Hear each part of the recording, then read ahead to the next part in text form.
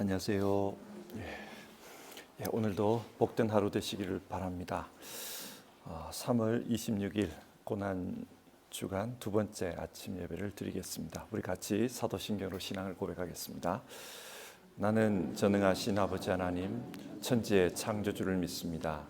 나는 그의 유일하신 아들 우리 주 예수 그리스도를 믿습니다. 그는 성령으로 잉태되어 동정녀 마리아에게서 나시고 본디오 빌라도에게 고난을 받아 십자가에 못 박혀 죽으시고 장사된 지 사흘 만에 죽은 자 가운데서 다시 살아나셨으며 하늘에 오르시어 전능하신 아버지 하나님 우편에 앉아 계시다가 거기로부터 살아있는 자와 죽은 자를 심판하러 오십니다. 나는 성령을 믿으며 거룩한 공교회와 성도의 교제와 죄를 용서받는 것과 몸의 부활과 영생을 믿습니다. 아멘. 찬송가 151장입니다. 151장 만왕의 왕 내주께서 우리 1절과 2절 부르고요. 임현철 안수 집사님께서 기도 인도하도록 하겠습니다.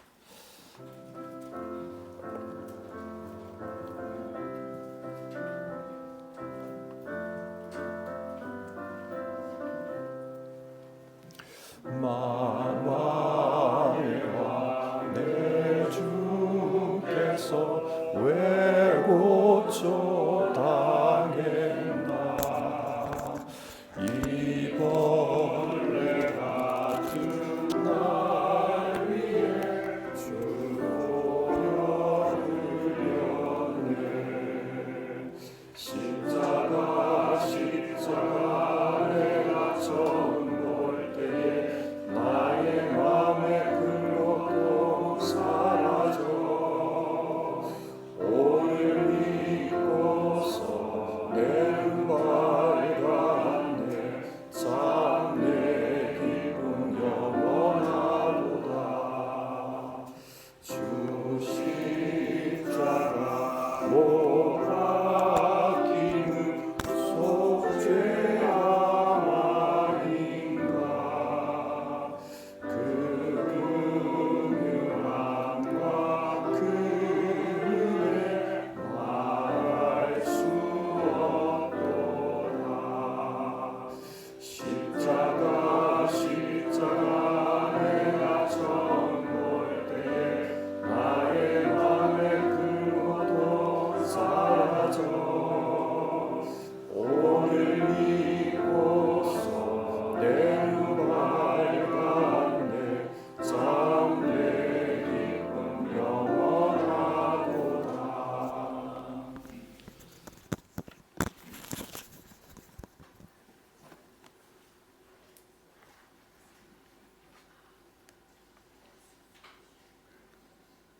사랑의 아버지 하나님, 오늘도 좋은 날을 허락하시고 이른 아침부터 주님께 예배드릴 수 있게 모이게 하심을 감사드립니다. 주님, 특별히 이번 주간은 고난 주간입니다.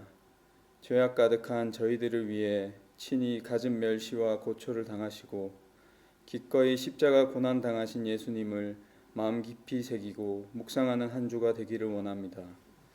저희는 너무 무지하고 어리석어 예수님을 부인하고 채찍질하고 십자가에 못 박았습니다. 못나고 어리석은 저희들을 용서하여 주시옵소서. 이제는 그 크신 십자가 사랑 받들어 살아가기 위해 나와왔습니다. 여기에 모인 저희 소망의 식구들을 기억해 주시고 늘 깨어서 기도하고 주님께 간구하고 부르짖을 때에 저희의 삶 또한 달라질 줄 믿습니다. 우리 삶에서도 고난과 유혹과 혹은 육신의 질병으로 인한 고통이 있습니다. 하지만 인생의 위기 가운데 더욱 주님을 의지하게 하심을 또한 알고 있습니다. 감당할 수 있는 고난만을 허락하시는 주님을 항상 잊지 않게 하시고 고난 가운데 더 가까이 임재하시는 주님을 항상 간구하게 하시고 예수님의 발자취를 따라야 하는 저희들에게 예수님 십자가 사랑을 의지하여 이겨낼 수 있는 지혜와 용기를 주시옵소서. 오직 주님만이 내 어리석음을 지혜로 바꾸시고 내 약함을 강함으로 바꿔주실 줄 믿습니다. 또다시 죄악되고 무너지더라도 끝까지 험한 십자가 붙들고 살아가려 끊임없이 노력하는 저희들의 이 땅에서의 삶이 점점 예수님의 형상을 닮아가는 삶이 되길 간절히 기도하고 소망하며 이 모든 말씀 예수님의 이름으로 기도드렸습니다.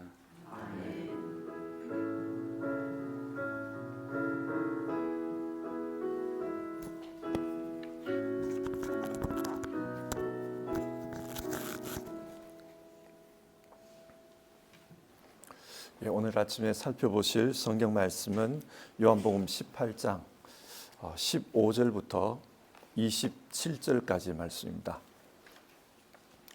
요한복음 18장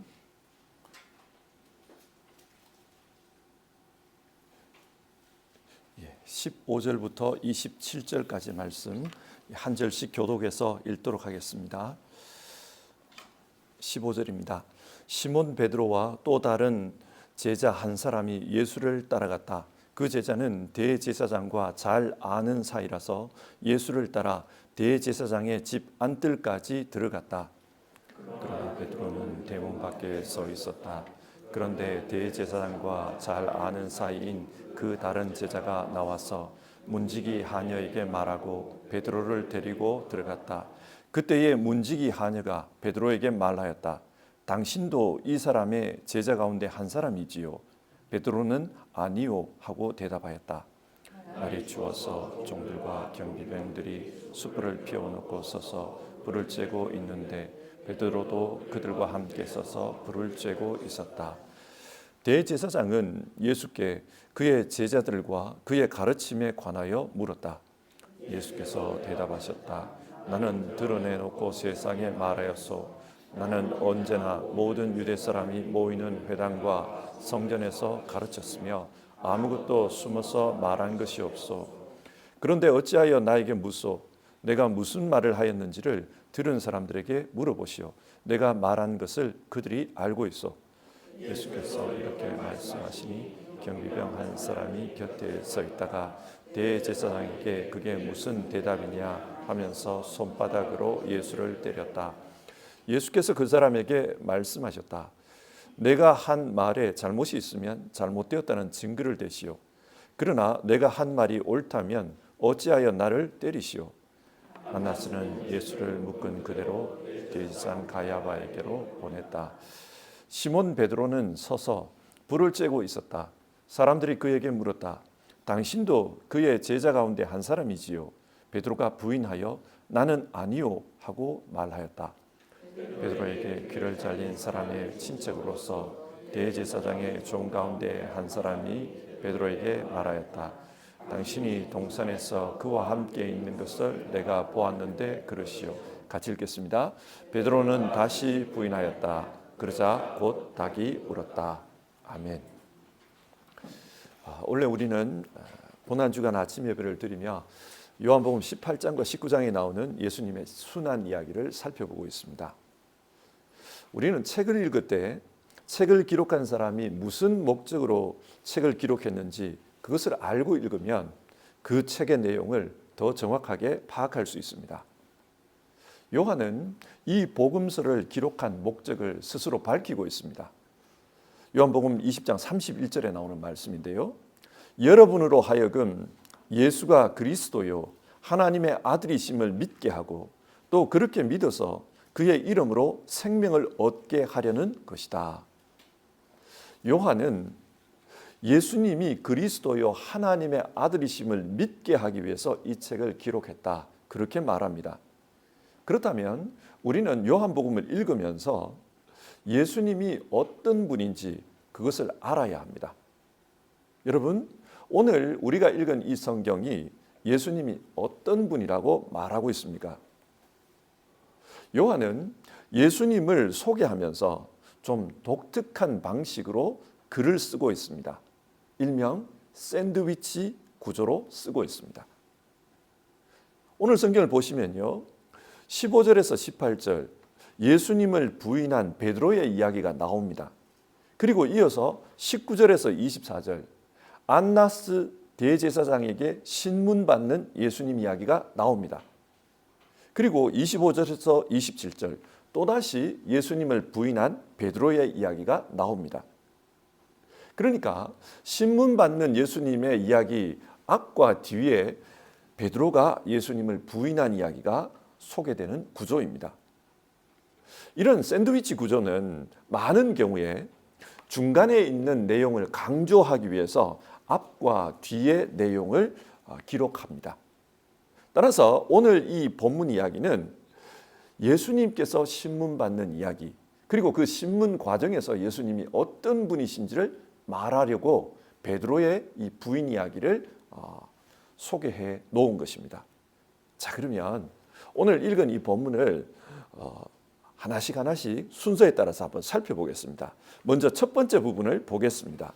15절을 보시면요, 베드로가 예수님이 재판받는 그 대제사장의 집 안뜰까지 들어간 이야기가 나옵니다.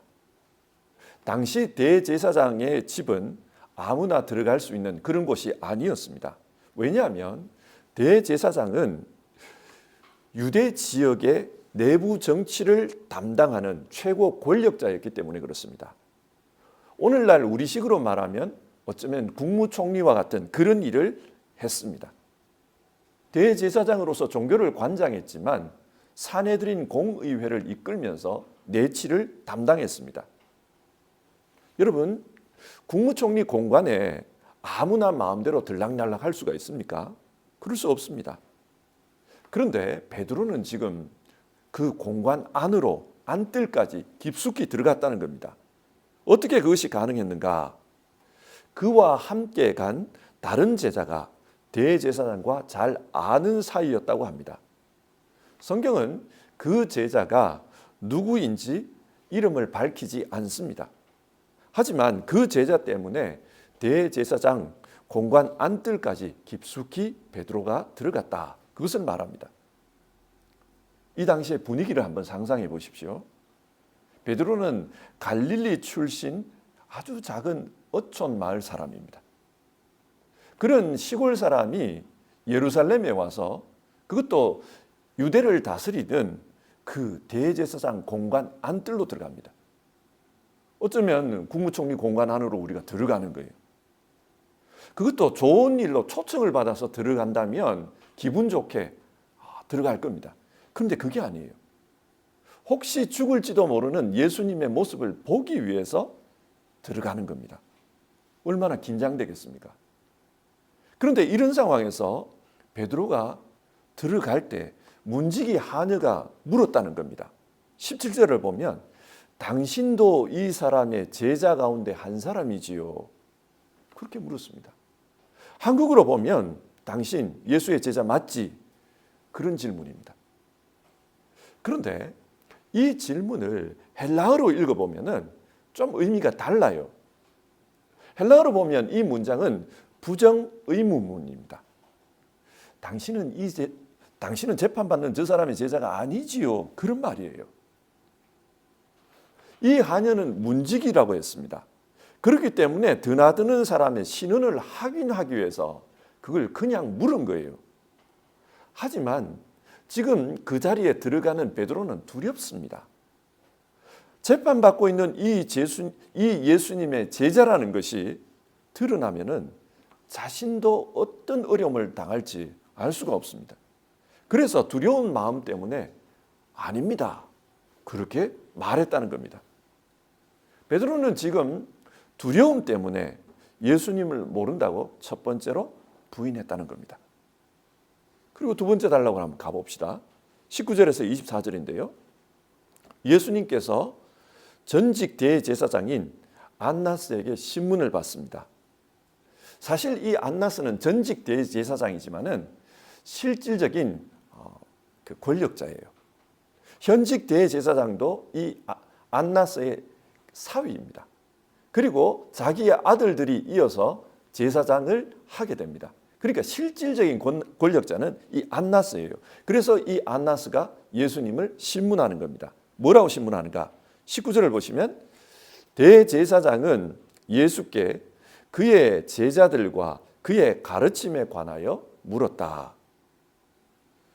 어제도 말씀드렸지만은 안나스를 포함한 공의회 사람들은 예수님을 어떻게 처리할 것인지 이미 결론을 가지고 있습니다.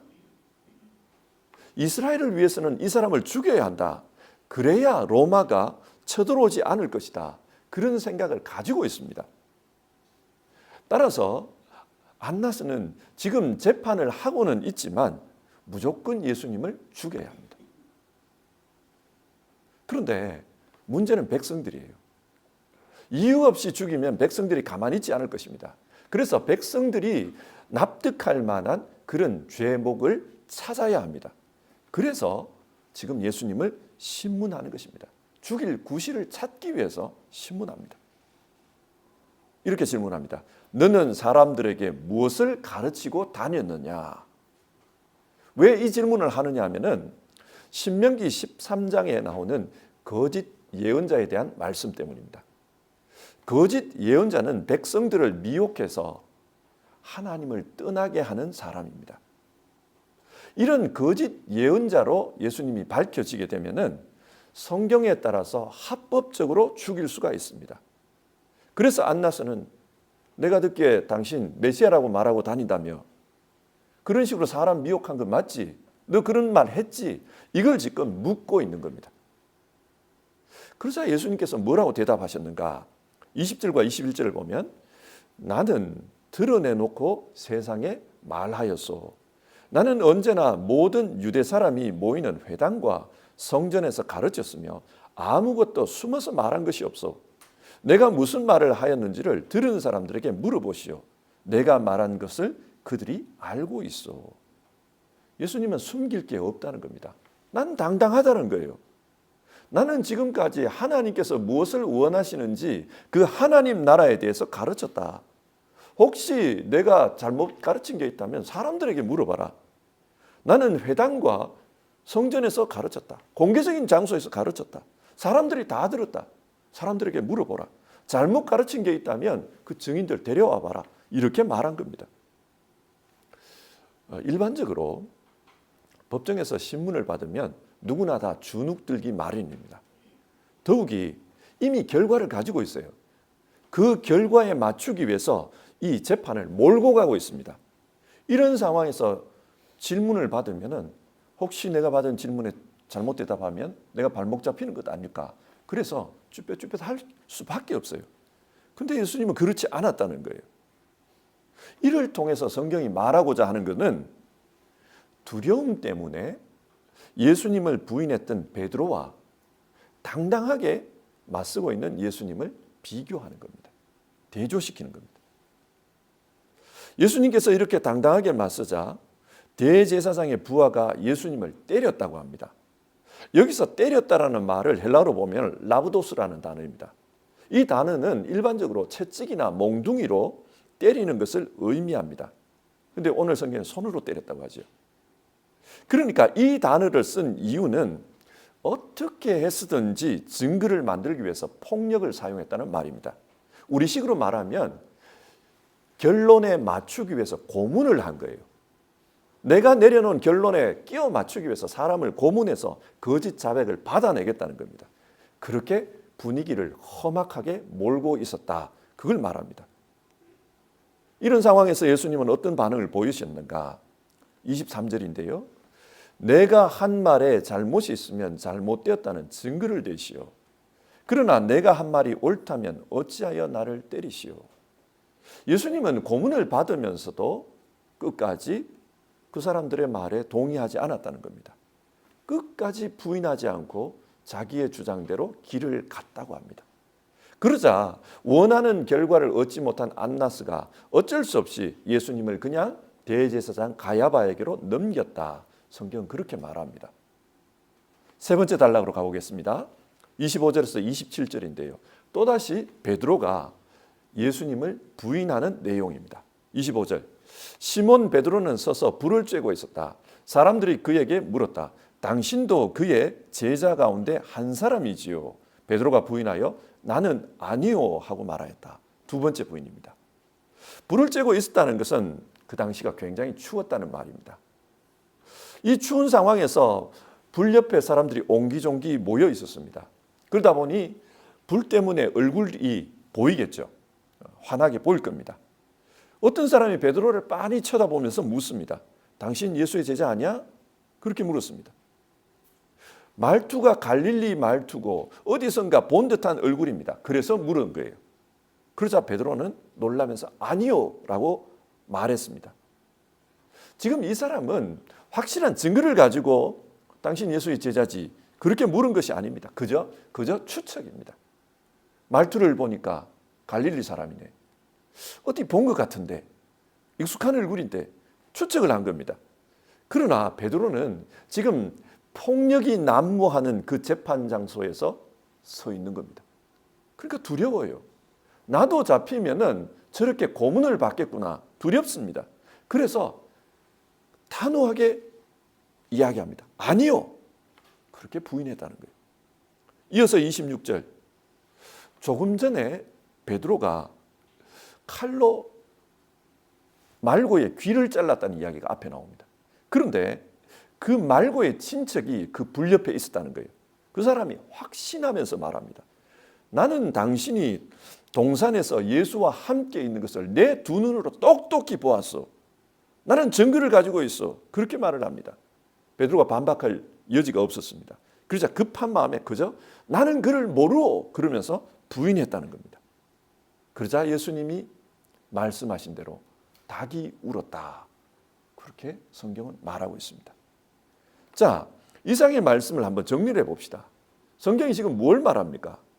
오늘 본문은 샌드위치 구조로 두려워하는 베드로와 당당하게 나는 이런 사람이요 라고 밝히는 예수님을 대비시키고 있습니다.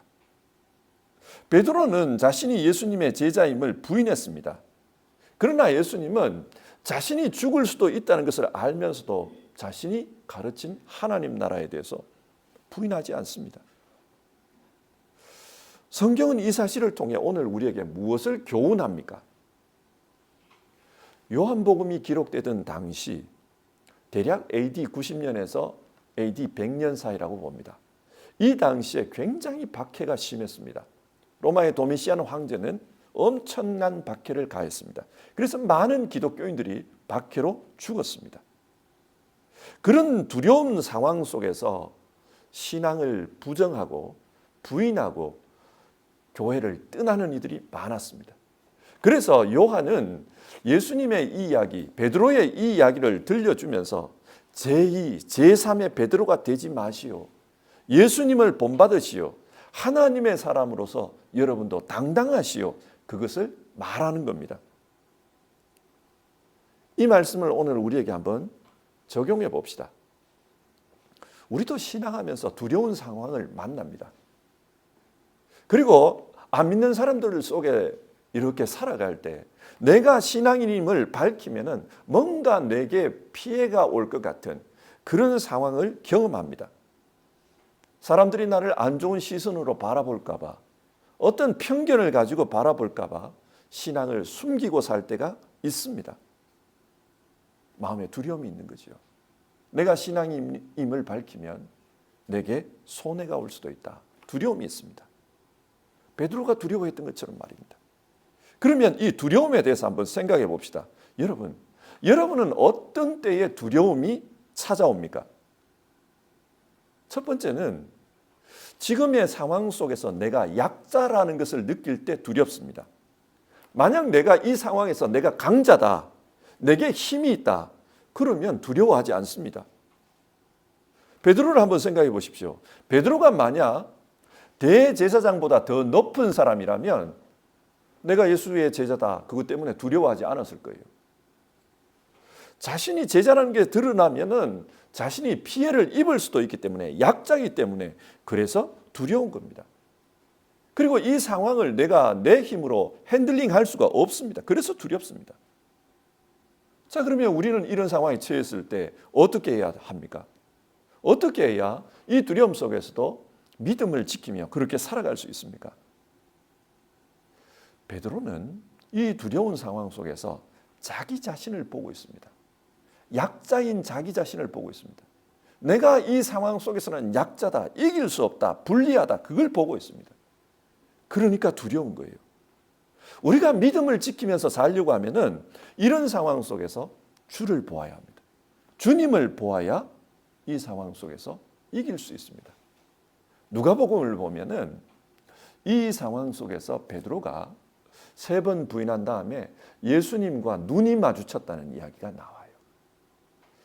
예수님께서 신앙을 부인하는 그 베드로를 보았습니다. 베드로가 그 눈빛 속에서 예수님의 마음을 읽었던 것 같아요.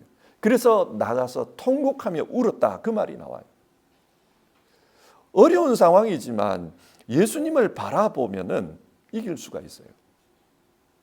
어떤 책에 보니까 나무는 늦가을이 되어도 나뭇잎이 떨어지는 것 때문에, 자기 자신의 일부가 잘려져 나가는 것 때문에 염려하지 않는다, 두려워하지 않는다, 그런 부분을 읽었어요. 나무는 늦가을이 되어서 나뭇잎이 떨어지려고 할 때 그거 떨어지지 않게 하기 위해서 몸부림치지 않습니다. 왜 그럴까요? 나무는 하나님이 만들어 놓으신 이 자연 속에서 살아가고 있습니다. 그 하나님을 보고 있습니다. 그 하나님의 주관하심을 믿습니다. 그러니까 두려워하지 않아요. 우리도 만약 이 두려운 상황 속에서 이 상황을 하나님께서 이끌고 계신다라는 것을 보기만 한다면 우리도 두려워하지 않을 것입니다. 사람은 다 알아요. 한 번 태어나면 한 번은 죽는다. 그걸 다 압니다. 그런데 죽지 않으려고 발부둥 칩니다. 내가 발부둥 쳐도 결국은 죽을 거예요. 그런데 그 상황 속에서 나 자신, 내가 죽을 수 있어, 내가 죽을 수 있어, 나만 쳐다보면 두려울 수밖에 없습니다. 하지만 내가 죽더라도 하나님은 나를 붙들고 계신다. 내가 내 육신을 떠나서 영혼으로 하나님 앞에 설 때 하나님께서 나를 붙들어 주신다. 그것을 믿는다면 우리는 의연하게 죽음을 맞이할 수 있습니다. 요한복음 14장에 따르면 예수님은 이미 베드로에게 너는 닭이 울기 전에 3번이나 나를 부인할 것이다, 그것을 말씀하셨습니다. 주님은 우리의 삶을 알고 계십니다. 그리고 그 다음에 어떻게 될 거라는 것도 말씀해 주셨습니다. 영생으로 인도해 주십니다. 따라서 그분을 우리는 바라볼 때, 그때 이 어려움 속에서도 믿음을 지킬 수 있습니다. 두려움을 이기는 믿음은 상황 속에서 나를 보는 게 아니라 주를 바라볼 때 가능하다는 겁니다. 여러분, 어려움 만났을 때 내 능력만 계산하지 말고 이 상황을 이끌어 가시는 주님을 내 계산에 넣어 볼 수 있기를 바랍니다. 두 번째로, 두려움은 불확실할 때 찾아와요. 많은 사람들이 미래를 염려합니다. 내가 나이 들면 어떡하지? 내가 좀 더 나이 들면 어떡하지? 염려합니다. 왜 염려할까요? 미래는 알 수 없기 때문에 두려운 거예요. 내가 그 미래를 미리 가봤고 어떻게 된다는 걸 안다면 두려워하지 않을 겁니다. 가보지 않았기 때문에 어떤 일이 벌어질지 그게 두려운 거예요. 사람들이 죽음을 두려워하는 이유는 죽음 이후에 어떤 일이 일어날지 그 미래가 불확실하기 때문에 그렇습니다. 불확실성은 우리를 두렵게 합니다. 예수님께서 죽음의 심판 자리에서도 두려워하지 않았던 것은 자신의 미래를 알기 때문입니다. 십자가에서 죽을 것입니다. 그러나 하나님께서 사흘 만에 살리실 것입니다. 주님은 그것을 알고 있습니다. 그렇기 때문에 이 두려운 순간 속에서도 두려워하지 않는 겁니다. 내가 십자가를 질 거다. 그리고 하나님께서 나를 살릴 거다. 그리고 승리할 거다. 그것을 알기 때문에 당당합니다. 잠깐이면 이 고난은 지나간다는 것을 알기 때문에 당당한 겁니다. 우리 역시 마찬가지입니다. 우리가 때론 베드로처럼 비신앙적으로 행동하는 그런 이유는 이 불확실성과 연관이 있습니다. 우리는 알아요. 하나님께서 우리에게 하나님 나라를 주실 것이다. 머리로는 알아요. 머리로는 알지만 그러나 그때 가봐야 알지. 어떻게 알아? 하나님 나라 없을 수도 있지 않냐? 어떻게 알아? 그런 불확실성을 가지고 있기 때문에 두려운 겁니다. 두려운 상황 속에서도 믿음으로 살기 위해서는 주께서 우리에게 말씀하신 그 말씀, 미래에 대한 말씀, 우리의 그 미래에 대한 약속, 그것을 신뢰하는 것이 중요합니다. 주님의 말씀대로 될 것이다. 그 신뢰가 있을 때 우리는 두려움을 이길 수 있습니다. 그런데 여러분, 현재에서 미래에 대한 이 약속을 믿는 것, 신뢰하는 것은 그냥 되는 것이 아닙니다. 베드로를 보십시오. 베드로도 고백했어요. 주님, 나는 주님을 위해서 내가 죽는 자리에까지라도 같이 가겠습니다. 맹세했어요. 절대 부인하지 않을 겁니다. 맹세했습니다. 그런데 3번이나 부인하고 말았습니다. 이게 의미하는 것은 내가 믿고 싶어도 때로는 그게 뜻대로 안 될 때가 있다는 거예요. 따라서 예수님의 말씀을 믿는 것, 그 약속을 믿는 것은 훈련이 필요합니다. 믿음의 훈련이 필요해요. 이 훈련은 하나님께서 우리에게 주십니다. 상황 속에서 하나하나 훈련시킵니다. 때로는 하나님께서 우리에게 어려움을 주십니다. 그 어려움 속에서 하나님의 말씀 붙잡는 것을 훈련시킵니다. 그러나 우리는 실패할 수 있습니다. 그러나 실패해도 회복할 수 있도록 또 기회를 주십니다. 그리고 또 다른 어려움을 주십니다. 그러는 가운데 하나님의 말씀을 믿고 살 수 있도록 하나님은 우리를 훈련해 가십니다. 이 훈련이 있어야 우리는 하나님을 신뢰하는 그런 믿음을 가지게 됩니다. 성도 여러분, 내게 있는 어려움, 내게 일어나는 일들을 하나님의 훈련이라고 생각하면 좋겠습니다. 하나님께서 내게 하나님의 말씀을 믿고 사는 그것을 훈련하고 계신다. 그렇게 생각했으면 좋겠습니다. 그렇다면 불확실성 속에서도 하나님의 약속을 믿고 신뢰하는 두려움 없는 신앙인으로 바뀌어 갈 것입니다. 말씀을 맺겠습니다. 오늘 성경은 어떤 상황 속에서도 예수님처럼 믿음을 지키는 그런 사람이 되라, 우리에게 그것을 말하고 있습니다. 믿음의 사람은 어려울 때 연약한 자기 자신을 보거나 불리한 환경을 보지 않고 이 상황을 준비하신 주님을 봅니다. 어려울 때 주를 보는 것이 중요합니다. 그리고 그 어려움을 주님께서 말씀 믿고 살라고 그것을 내게 훈련하시구나, 그렇게 훈련으로 이해합니다. 그러면서 주님 말씀대로 사는 것을 습득한 사람은 어떤 상황에서도 주를 믿고 따르는 사람이 됩니다. 오늘 하루 우리가 이 말씀 가지고요, 그렇게 살았으면 좋겠습니다. 나는 주를 보고 살겠습니다. 그런 마음으로 우리 삽시다. 290장 1절 2절을요 같이 부르고 기도하는 시간을 가지겠습니다. 우리는 주님을 늘 배반하나 1절 2절 부르고요 같이 기도하겠습니다.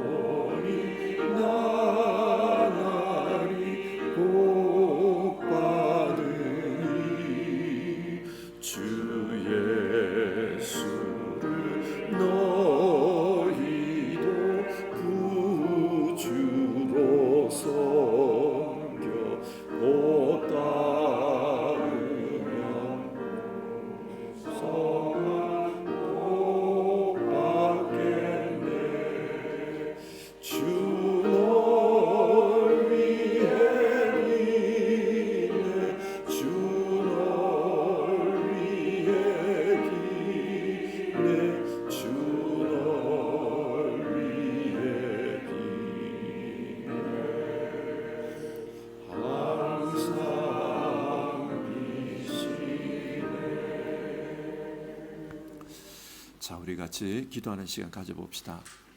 혹시 우리도 어떤 두려움의 문제를 가지고 있지는 않은지 모르겠습니다.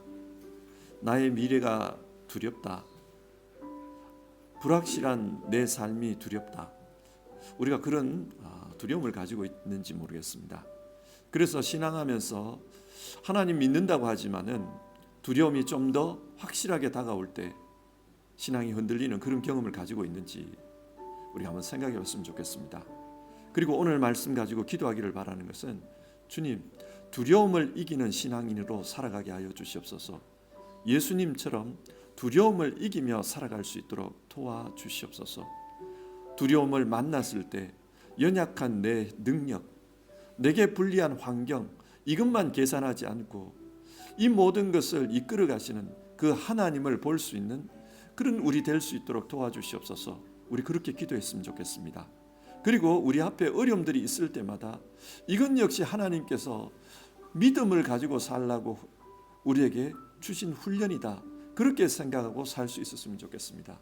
우리가 이 믿음으로 살겠노라고, 이 믿음으로 살 수 있게 도와달라고 그런 기도를 이 아침에 같이 드려봅시다. 기도하겠습니다.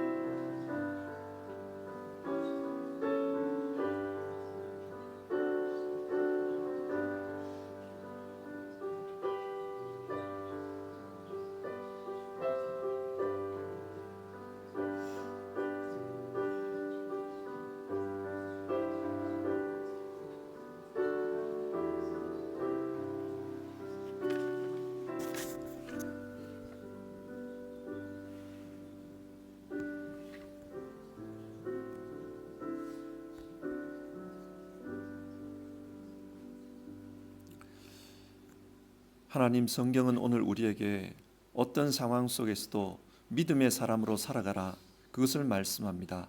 그래서 예수님을 부인했던 베드로와 같이 되지 말고 끝까지 하나님의 사람으로서의 모습을 보여주셨던 예수님처럼 살아가라고 우리에게 말씀합니다.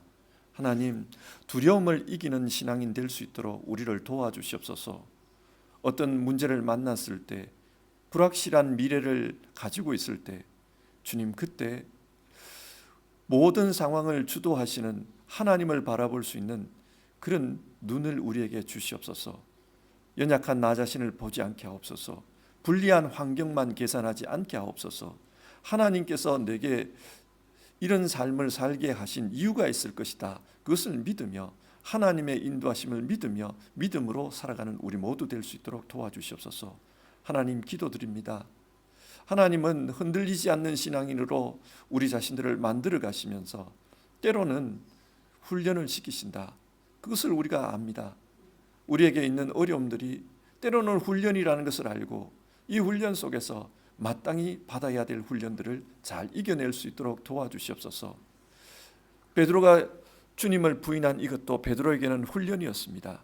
그래서 흔들리지 않는 신앙으로 교회의 사도로서 살아갈 수 있도록 그렇게 훈련하셨습니다.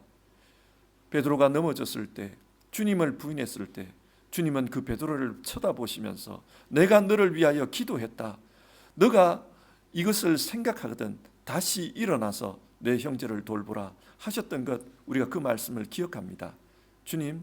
주님께서 우리를 위해서 기도하신다는 사실, 우리를 붙들어 주신다는 사실, 그걸 믿으면서 어려움과 훈련의 삶들을 잘 이겨내는 우리 성도님들 되게 하여 주시옵소서. 두려움을 이기고 정말 주님이 기대하시는 흔들리지 않은 신앙으로 살아가는 우리 성도님들 다 되도록 주님 도와주시고, 그리고 기도하는 이 고난 주간을 복되게 하여 주시옵소서. 오늘 하루도 주 안에서 살고자 하는 모든 성도님들에게 주님께서 베풀어 주시는 은혜가 넘치기를 간구드리며 귀하신 예수님의 이름으로 기도드립니다. 아멘. 주기도문 하겠습니다. 하늘에 계신 우리 아버지, 아버지의 이름을 거룩하게 하시며 아버지의 나라가 오게 하시며 아버지의 뜻이 하늘에서와 같이 땅에서도 이루어지게 하소서. 오늘 우리에게 일용할 양식을 주시고 우리가 우리에게 잘못한 사람을 용서하여 준 것 같이 우리 죄를 용서하여 주시고 우리를 시험에 빠지지 않게 하시고 악에서 구하소서. 나라와 권능과 영광이 영원히 아버지의 것입니다. 아멘.